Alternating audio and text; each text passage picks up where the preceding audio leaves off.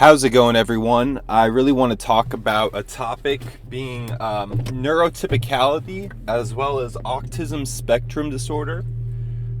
So outside of, your looks, so your facial bones, your height, your ethnicity, those kinds of things that you can't really change or have control over. To some degree, you don't really have change or control over this either, but also to some degree, I think it's a nature and nurture component, right? So you got your genetic component, right? You can't really do anything about that. But then there's the nurture component. You largely can't do anything about that until you're beyond the age of 18, in my opinion.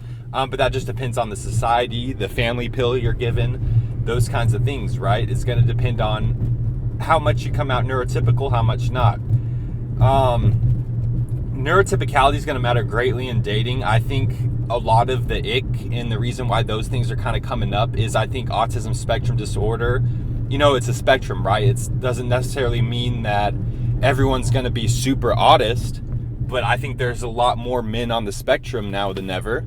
I think, even if you are kind of closer to NT, but you still have kind of like autist tendencies, I think that stuff's gonna show through without you even kind of realizing it, and you're gonna pay the price for that. That price is gonna be like giving someone the ick, getting ghosted, losing someone you went on a few dates with, those kinds of things. So it will manifest in ways that you might notice, you might not. I think once you're kind of more aware of where you stand and stuff, you're gonna have a better understanding of where you're personally at with neurotypicality, and you're gonna be able to develop methods to kind of control it a little better. I, as a late bloomer, I've had to deal with this a lot. I didn't really realize it, especially during my early college days. I was trying to date and stuff, but I would just kind of not be able to pick up on certain cues or certain someone would kind of prompt me, like maybe they wanted to make a move. I wouldn't really realize that until like a year later or something. And I don't know, that's just kind of, you pay the price. I don't know how else to put it. If you missed out on more formative relationship experiences where you were kind of supposed to develop that that understanding of human body language, understanding of human social cues, you just kind of got to play catch up, and it's not really pretty, but that seems to be the situation we're given as non-neurotypical guys in today's market. So autism spectrum disorder, I think a lot more guys are on it than what is discussed. I think it's a growing rate. I think there's a lot of things happening with this mental and the psyche of the populace that's under discussed. You can really point to men's autism and that kind of thing. I think women are getting also more autistic. Women are getting a lot more asocial. It's not normal to freak out if you're approached or something like that. Like that kind of behavior is just not normal. That's autist and asocial behavior. I think guys, and another reason why I think girls are a bit more asocial than guys are ones willing to like try social, fundamental social practices. They're the ones more willing to try to come to the table on those kinds of things. I think girls are a lot more reserved and kind of like asocial and just, but they're also allowed to be in a sense, right? They can have that behavior, and in today's market still do fine with like mating and dating because their default build, it just kind of comes easy to them. So, I'm not going to rant too much on that, but what I will say also is that women, I think there's a growing rate of solipsism and things of that nature, narcissism. And I think in the DSM, they're controlling for this. They're raising the standards on the DSM for, all right, what is a narcissist? What is a, solipsism disorder? They're changing that to more fit in line with, okay, what is the median woman? How does she view herself, view others? Let's kind of adjust around that so we're not, admitting all these people into clinical practices. They're getting insurance claims. They have to get some kind of medical intervention. where either insurance or society tax-wise has to pay for it. You see this a lot with children's development. I've noticed this personally. I was looking into just kind of like kids and milestones. Now, 10 years ago, 15 years ago, when I was, in elementary school, you're supposed to kind of have your kids say their first words by like month 10, month 11. And then if it got to like month 12 and your kid wasn't at least like saying a word like mama, dada, whatever, month 12 was like, okay, we gotta like do something here. This is kind of not normal. We gotta go to like a speech language pathologist, something like that.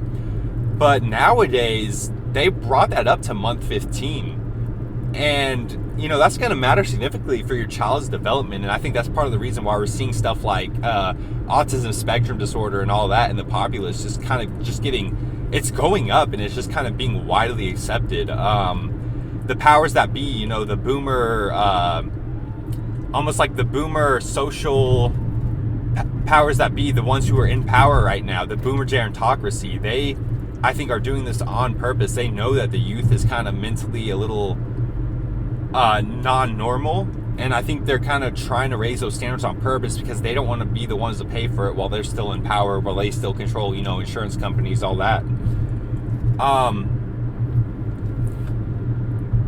So autism spectrum disorder, a lot more guys have it than what society's willing to actually admit, I think. And it matters a lot in dating, and one way you can control for it is, I think, that hold frame kind of thing that the crimson capsulars and whatnot talk about. You're gonna have to learn to do that to kind of control your autism to some degree. If you're on a date with a girl, but it's someone you've known for a while and she knows how you act and stuff, then that's fine. You can maybe be a little bit more yourself. But if this is a girl you're meeting on the apps, or a friend kind of introduced you, it's your first time interacting with her or something, and you're on the date with her, man, you've got to really like hold frame, and you got to implement some of those crimson capsule strategies, in my honest opinion. Otherwise, you're really going to ache her out, man. And you got to, one thing I would really recommend employing is letting her talk. If you can get her to do most of the talking on the first couple dates, you're going to be in a better position. You're going to keep an enigma about you, and you're not going to just ick her out. You're not going to go full autist. And it sucks, man. I would say also this: if you do find yourself kind of slipping, maybe you kind of go on autopilot, you kind of lose your frame, quote unquote, and you kind of slip your personality into your conversation a little too much, maybe a little too much, you got to be okay with that as well. Because if you do ick her out, she ghosts you, she doesn't want to deal with you anymore, whatever, just be okay with that. Because at some point in the future anyway, you were going to be yourself anyway, and she was going to have to either accept that, or she was going to get the ick from that. I mean, so come to peace with that as well, that if you do kind of mess up and you have autist tendencies, non-neurotypical tendencies, and you slip up and you kind of don't follow your early date scripts and that kind of stuff, that really, I think these guys need to learn. When people say like, learn game, bro, and stuff like that, really what they mean is you autist motherfuckers need to learn to be a little less autist. And that's all they mean. That's all they're trying to get at.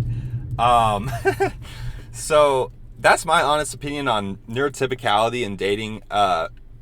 It's guys are catching the blunt of it, which is really unfortunate to see, even though I think women are kind of the more asocial sex in today's date. But, guys are going to be the ones who are going to hold both, they're going to hold more accountability just as default than women are. So when people are like, oh, why does dating suck? Why is dating like no good? Things of that nature. They're just going to by default point to men and just say like men are the problem.